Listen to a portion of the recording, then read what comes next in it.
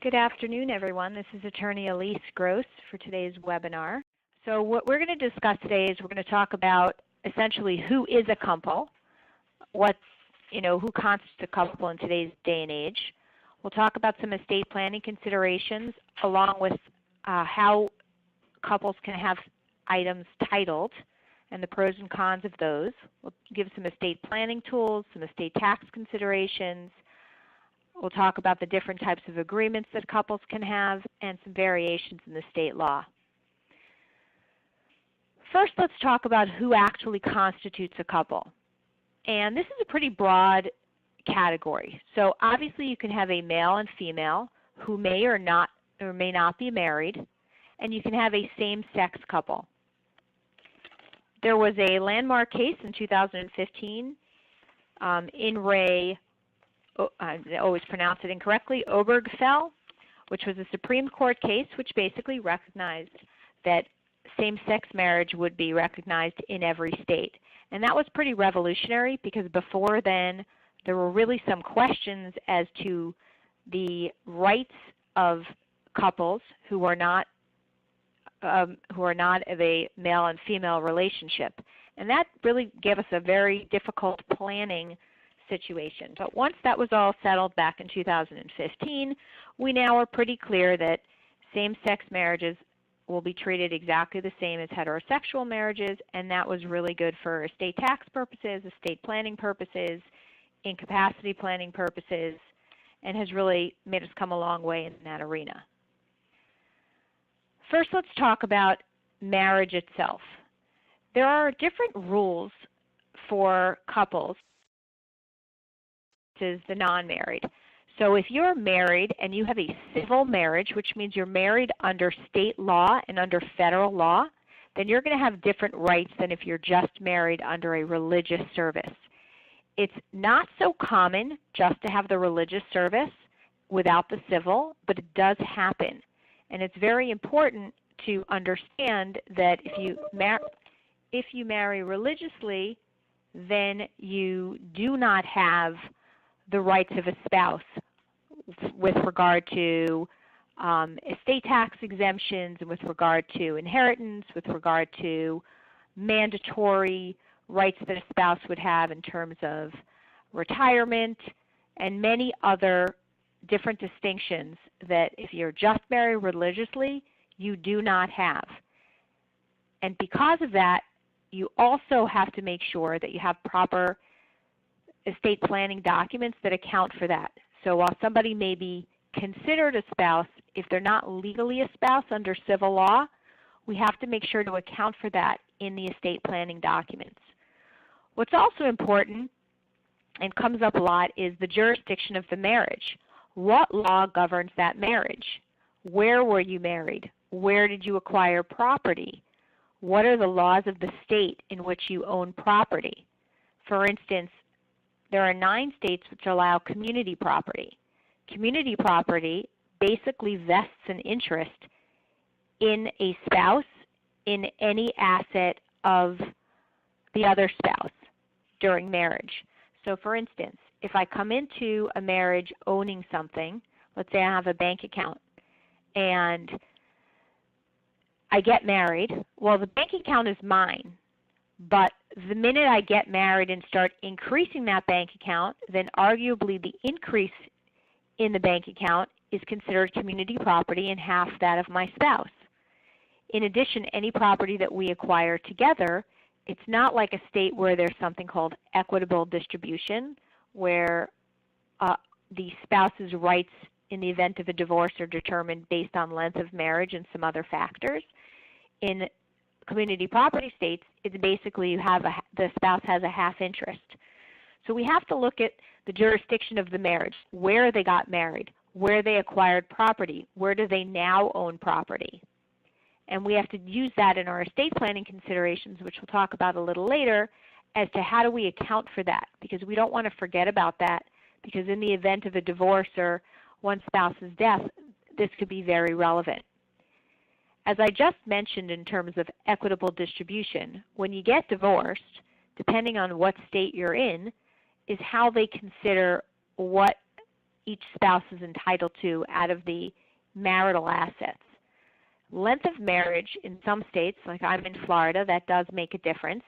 If you have a long-term marriage, which I believe is somewhere around 10 years in Florida, then you can be entitled to about half the assets of the marriage. If it's shorter than that, then you may get less. So they consider that equitable distribution. And that could be also very relevant when you're doing your estate planning, because you need to see, what are you going to leave your children after you die, and also what are you going to do if there's a divorce? What are you actually potentially going to have left if you're in the middle of a divorcing situation? Because I do some planning when people are planning to get divorced, they're still in the process. You usually want to do some sort of transitional document, because the majority of estate planning documents for husbands and wives say everything to each other. So if you're not yet divorced, the spouse has rights and can, take a certain share, and if you're divorced, they get, you've already settled that matter. So for instance, you have an elective share amount that a spouse can get automatically, which is generally in most states up to 30% of a spouse's estate. So therefore, not to get confusing, but essentially if you're in the middle of a divorce and you are not yet divorced, then if you die, your spouse that you're about to divorce is still entitled to a portion of your estate, usually about 30%. So what you want to do is you want to change your documents and do, let's call them transitional documents that say you're only leaving the elective share amount or the spousal share amount by law to the spouse you are divorcing. And then once you're divorced, most states treat the documents to say that the divorced spouse is considered as if they died before you and all their rights are taken away under the will and under some of the other documents. But there's definite major considerations that have to be dealt with. I do apologize because it looks like I ran into a technical difficulty, so bear with me a moment while I get it corrected.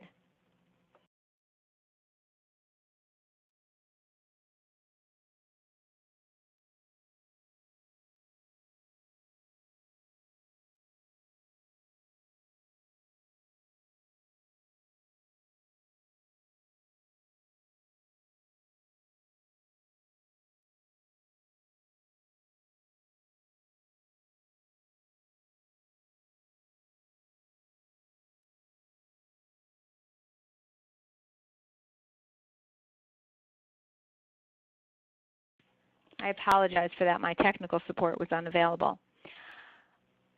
Okay, so we concluded with length of marriage. Citizenship of the spouse is also very critical, because when you're doing estate planning considerations, there are certain estate tax rules that apply when there's a spouse who's a citizen and a spouse who's a non-U.S. citizen. So when you do your planning, it is essential to know whether both spouses are citizens.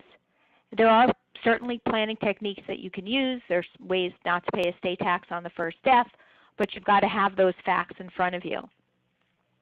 And a lot of times we don't think about it, whether somebody's from Canada or they've been living in the U.S. for a long time, it could make a very big difference. So it's very important to mention that to your attorney.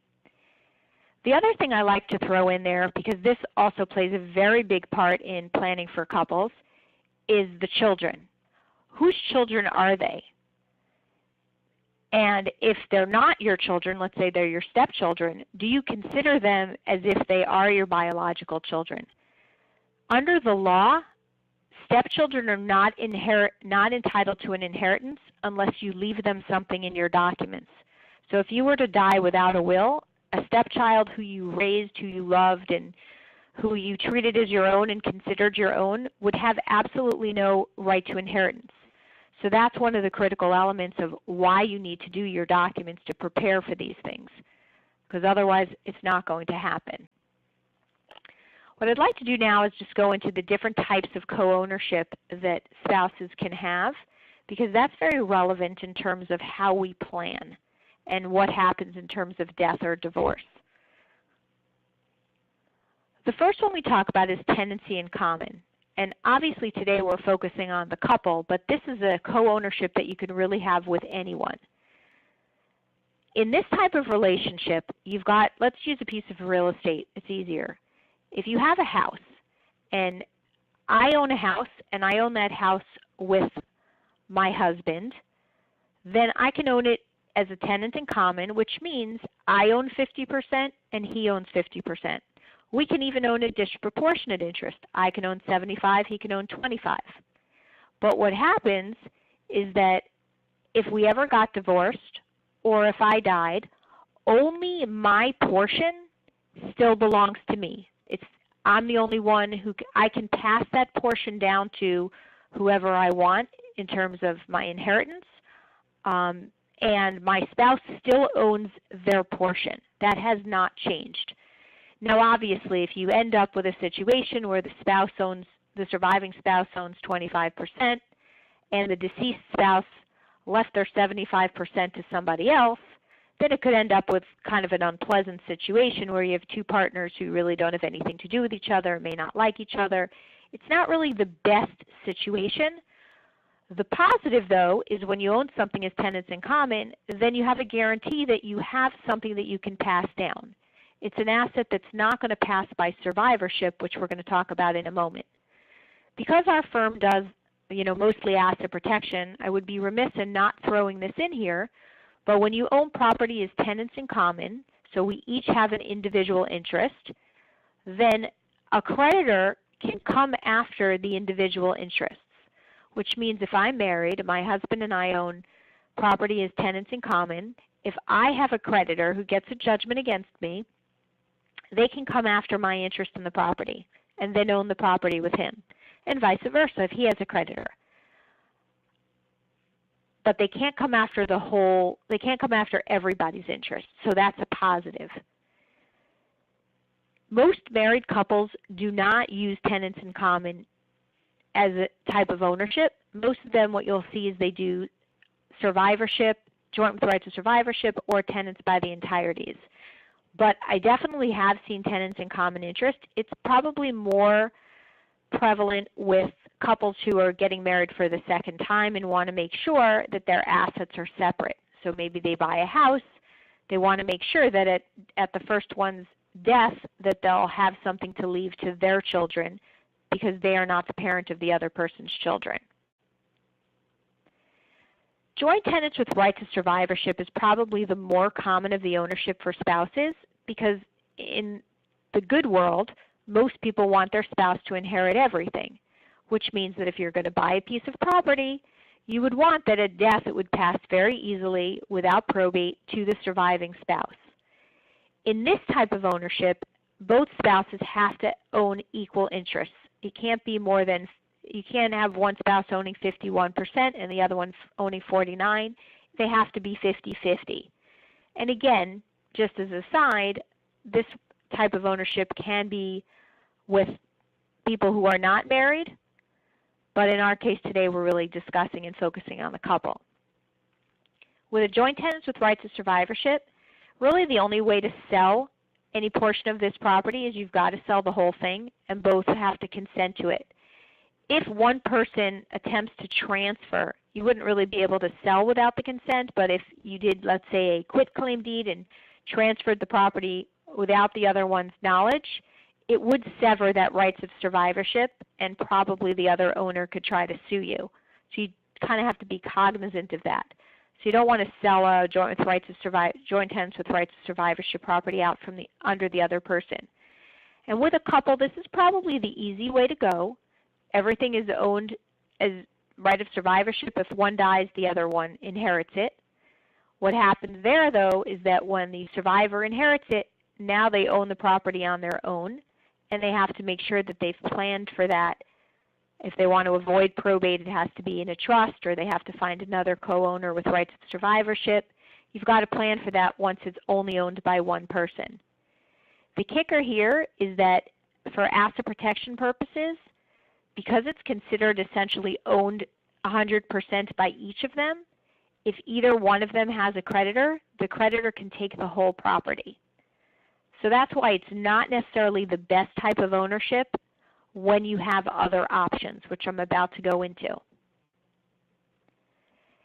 Tenancy by the entireties, or often termed TBE, is a very special type of ownership that is unique to husbands and wives or to spouses. No one else can have this type of ownership. The way it works is essentially the same as the joint with rights of survivorship. They both own it, they both own the equal interest, and when one dies, it passes to the other. What's unique about this, though, is that wherein the joint with rights of survivorship, any creditor of one could come and take the whole thing. With tenants by the entireties, it's like there's this invisible shield that protects it. So if there's only one spouse that has a judgment creditor, that judgment creditor comes up against this TBE wall and can't bust through it because it's only the judgment creditor of one spouse. If it was the creditor of both spouses, then they could open up the TBE and it's vulnerable and the creditor can potentially get it. But if it's a creditor of only one, then TBE should protect against that creditor in a state that allows for TBE.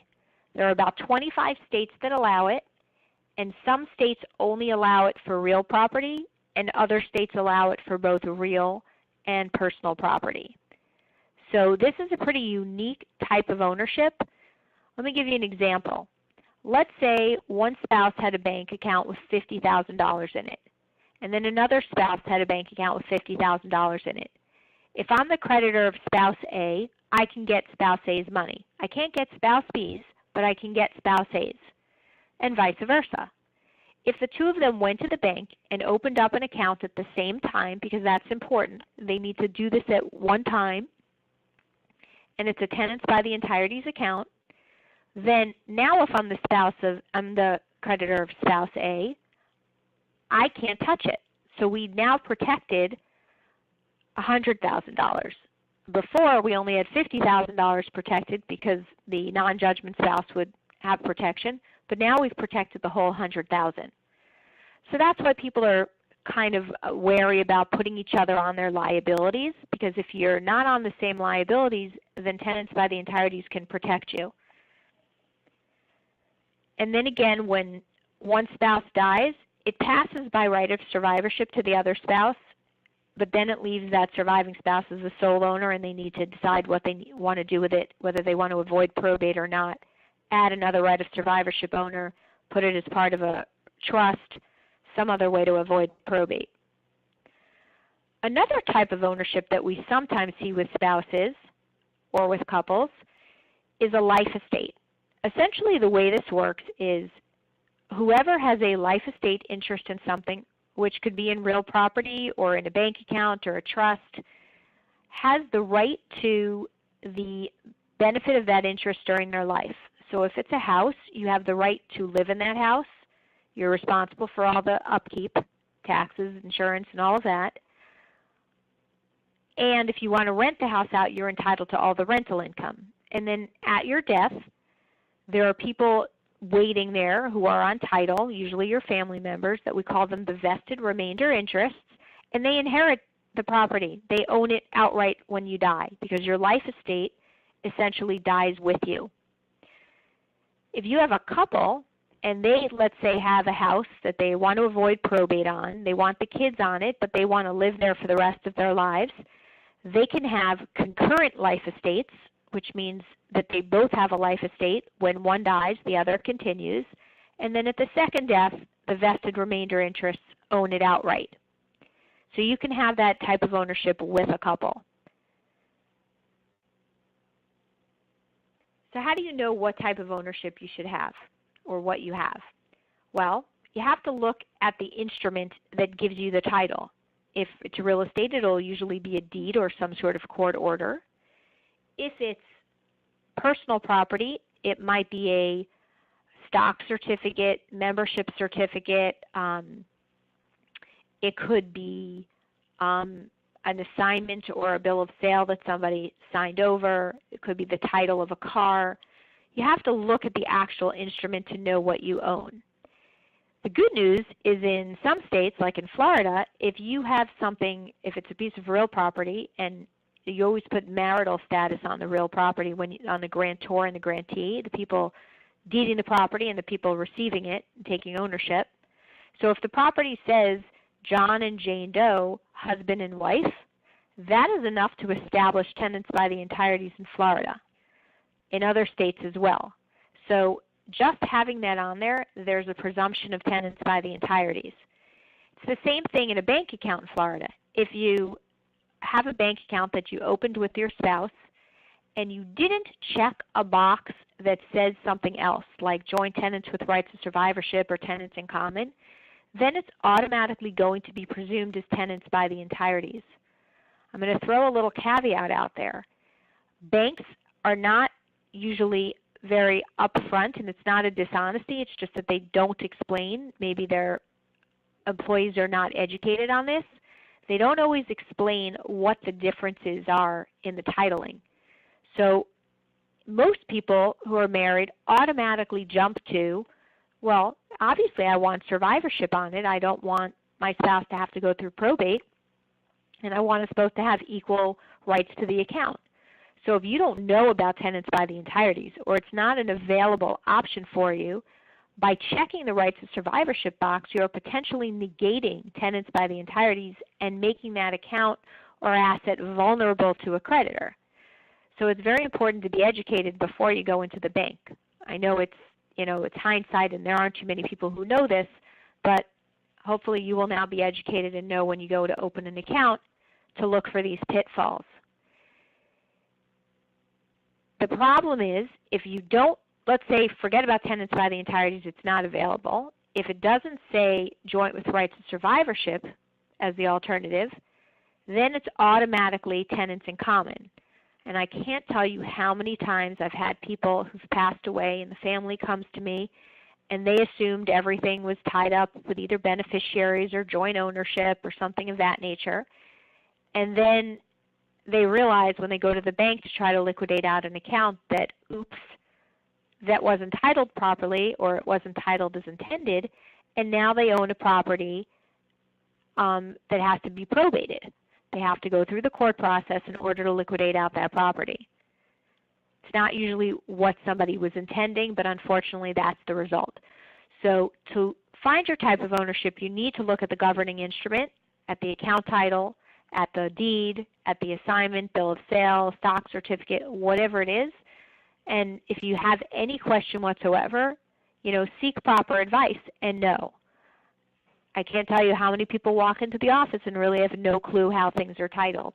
And it's really, we have an exercise in terms of our consultation process involves really going through every asset and how it's titled.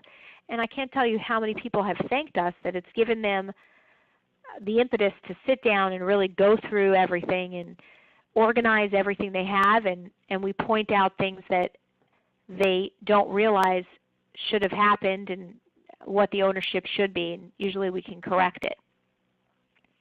Let's talk about some estate planning tools. Number one, you need to know what your state law is where you're married and where you've owned property in the past or currently own property. Why I say that is because every state has requirements with regard to spouses. I mentioned earlier that there's something called an elective share, which entitles a spouse to a certain percentage of their spouse's estate if their spouse passes and they're still married. It's usually somewhere around 30% or a third. Plus there are other entitlements. So you need to understand what state requirements there are. And we talked about community property earlier. If your assets were owned when you were living in a community property state, there's potential that that community property interest still continues even if you've moved out of that state. So you need to be fully aware and have proper advice regarding the state and federal requirements for spouses. And it's not just requirements, it's also entitlements. So while you may not be able to put a non-spouse beneficiary on a retirement account without the spouse waiving,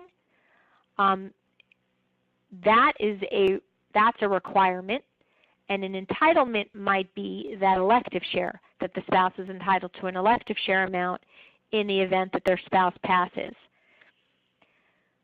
We also look at whether or not the way you've planned is revocable planning or irrevocable planning.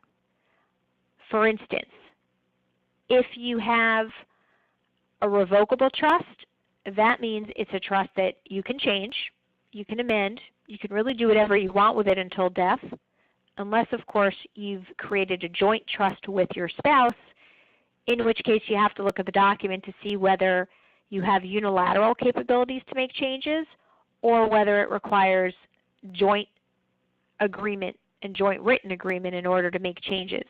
It can go either way. I would say the majority of the joint revocable trusts that I've done in the last few years, most of the people, no matter how solid their marriage is, are taking the option of making changes only jointly, which, if you think about it, makes sense, because what happens if, one of them feels differently about one of the children because of something that the children is doing? This way it's checks and balances system. They know their kid's not going to be disinherited by a unilateral decision of the spouse. In addition, you might have the option of allowing both of them to do things individually while they're alive, but at death you might make the trust irrevocable to the remaining grantor, which is the person that created the trust. There's many different options that you can choose, and it's all part of the planning process, when we ask these questions in order to determine what are the proper provisions that are going to go into the document. An irrevocable trust is one where once you put the money in there, once you transfer the property in there, it's pretty difficult to make changes. It used to be pretty near impossible. Now there are different tools that we can use. We can appoint trust protectors or trust advisors that have limited abilities to change certain parts of the trust. There's something called decanting, which is rather new to the arena of estate planning, where even an irrevocable trust, if it has certain provisions in it and certain distribution allowances, can be decanted or essentially changed into a new trust, and you can change the terms. Not every state has a decanting statute, and not every trust is decantable, but it's one of the planning strategies that we use now. So again, you can do revocable planning, you can do irrevocable planning. A lot of it depends on your goals, on your estate tax considerations, which we're going to talk about shortly. Incapacity planning is essential for married couples, but also very important for unmarried couples who are living together or have been in a long-term relationship. Understand that if you're ill and you're in, let's say, ICU, and the only people that can visit you are family, then your long-term relationship, that person is not going to be able to come visit you even, much less get your medical information. They're not going to be able to make medical decisions for you, even though they're the closest person to you. So if you don't make a plan and have it in writing and name that person as a healthcare surrogate, put them on a HIPAA release document that allows them to get your medical information and speak to your doctors, they're not going to be allowed to do anything. And your family members, who may not be the people you want making those decisions, are going to step in. So it's essential that, especially if you're not married, that you do these documents if you want to protect the other person and make sure that they're the ones making the decisions and having access to information. We had this problem before the 2015 case of Obergefell, where if somebody was married legally in, let's say, a same-sex couple in Massachusetts, but they were living in Florida where it wasn't recognized, well, they're not a spouse in Florida, and therefore they ran up against this obstacle. So I always recommended in those cases, because I used to do same-sex planning before this case came about, and I always suggested that they do proper estate planning documents, but most importantly that they carry them with them when they went traveling. because depending on what state they were in was whether or not the rights were going to be recognized. So I thought that was pretty critical. Now it's not as important. Same-sex couples who are married have no issue, and any couple that's not married, they should do what I'm suggesting and name each other in the documents and carry them with them so that they always have access in the event of a medical tragedy. The other thing we need to talk about is planning for a business. Now, you might be a couple that's in a business together, in which case you need to decide in advance or at least early on what's going to happen if one of you dies, one of you retires, one of you falls ill, if there's a divorce. It's really no different than dealing with another business partner. You have to look at it really as it's a business transaction. What's going to happen here? Are both spouses or both parts of the couple involved in the business? You've got to do proper planning. Buy-sell agreements, business succession planning. What happens as a couple if only one of you is involved in the business? Do you want the other one to take over the business? Or do you want your children to take over the business? You wouldn't believe the situations that I see all the time where it's really surviving parent against the children. And there's big fights. So what you really need to do, the responsible thing to do, is to make a plan in advance. Discuss it with your family and make an actual written plan so that your business can continue, because your business might be supporting the family, it might be supporting, your employees. You don't want your business to fall by the wayside, lose its value because there's family squabbling. So you want to make sure that you plan for your business when you're doing your estate planning. Whether you're married or whether you're not married, treat it like a business, treat it as partners. And lastly, you want to appoint the right people for everything that you need to appoint somebody for, whether it's an agent under a power of attorney, a healthcare surrogate, a trustee, a personal representative or executor. These people are all going to be pivotal in your estate planning. They're going to be the people making decisions either while you're alive and incapacitated or after your death regarding your survivors. So it is critical that when you choose your fiduciaries, you choose wisely. For instance, when you're doing incapacity planning and planning your healthcare surrogate, don't choose somebody who can't make a decision, who is so emotional that they just can't function. That's not who you want as your healthcare surrogate. Don't choose an agent under a power of attorney who has no fiscal management skills, who is not responsible, who will just sign anything and use your money haphazardly. Think about these things before you name them. Your trustee, make sure that your trustee is going to be the type of person that can maintain a relationship or a balance with the trust, that they're not manipulated by your children if they're the trustee over your children. So these are very critical decisions that you need to make as part of your planning. With regard to estate tax, and this seems to be an ever-changing arena, when I first started practicing 25 years ago, we had a federal tax exemption of $600,000. That means that if a person died with more than $600,000 of assets, they potentially had an estate tax. If they had a surviving spouse, then they probably didn't pay it on the first death, but they'd pay it on the second death. If you really think about it, $600,000 is just not a lot of money. If somebody has a life insurance policy for $500,000, a term policy, and they own a house, they're already over that $600,000. So the good news is, as time went on, the number went up and up and up until in 2017, it was $5.49 million per individual and double that for a couple. Well, the law changed for 2018. They passed a tax reform act at the end of 2017, and the number is currently a little around $11 million for an individual and about double that for a couple.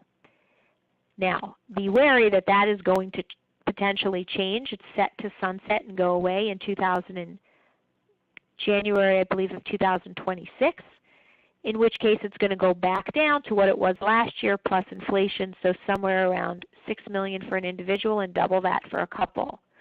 If something happens in between, that might change again, but that's where we're at now. So people who are telling you, oh, the exemption is now so high, it is, and most people don't fall within the $22 million range for a couple, but many do. But understand that in 2026, we're going to go back down unless something changes. So an estate planner needs to consider that as part of their planning, because you just don't know what is going to happen. So in addition to that, some states have an inheritance tax, which means that not only do you pay a federal tax, if applicable, but you also pay a state tax. In fact, the state tax is often at a much lower exemption rate, which means you might pay a state tax even if you don't have to pay a federal estate tax. So I know it sounds a little complicated, but the state tax we refer to generally as an inheritance tax, and the federal tax is an estate tax. The good news is that a married couple has a lot of advantages with estate taxes. One advantage is that if your spouse is a U.S. citizen, you can leave your spouse anything you want at death or give as a gift during life without any tax consequences. It means that the second spouse has a larger estate, but that's okay because there are ways to reduce that potentially, but you wouldn't pay tax on the first death, which is usually what most couples want to do because they want to make sure that the survivor has the maximum amount of assets available to them. With the exemption being $11 million an individual, there's a lot of money that can be passed without any estate tax, even if you don't use the spouse as your beneficiary. So it used to be, in 2017, you could pass $5.49 million between life and death to anyone other than a spouse without paying any estate tax on it. Now that number is $11 million. And everything above that you used to give to the spouse outright or in trust so that the spouse would, their estate would pay taxes at the second death. And that's the way it used to maximize everything. Because the exemptions are now so high, we have a lot more play that we can do in terms of the planning. In addition to that, several years ago, they came up with a new plan, something called portability. When I first started practicing, and really until only a few years ago, if you didn't use your exemption and you died and you didn't have enough assets to equal the exemption, then whatever you didn't use was lost. It was use it or lose it. So if it was a $5 million exemption at one time and you only had $3 million, if you didn't use your exemption, $2 million of tax-free money was essentially wasted. So if your surviving spouse had $10 million, then they would have to pay tax on at the second death on everything over their exemption amount, but that first $2 million from the original spouse was lost. Then they came up with portability, which basically says it's no longer use it or lose it. If the first spouse doesn't use it all, that's okay. The surviving spouse gets to use whatever's left plus their own exemption. So in my example, that $2 million would transfer over to the surviving spouse, and that surviving spouse could essentially shelter out without estate taxes whatever the exemption is. Let's say it was $5 million plus the additional $2 million. Taxes at about a 40% rate, so that would save about $800,000 in taxes for the family. So that's a huge thing that they did, and that doesn't seem to be going away. So portability is something that we absolutely have the ability of using for spouses in our estate planning. And that's something you usually deal with after death. So it's very helpful, but it's something that you don't really, you contemplate it as part of your estate planning, but it's really after death that we actually get to use it. The Credit Shelter Trust is a trust that we set up, and that's for whatever the first spouse's exemption amount is, or if you're a single person, your tax-exempt amount. So that's whatever's left over of your exemption of that now $11 million. You can take that and leave it estate tax-free to whomever you want. And that way we use that as in coordination with a marital gift or a marital bequest at death in order to make sure that there's no taxes at the first death if that's the desired result, which in most cases that is.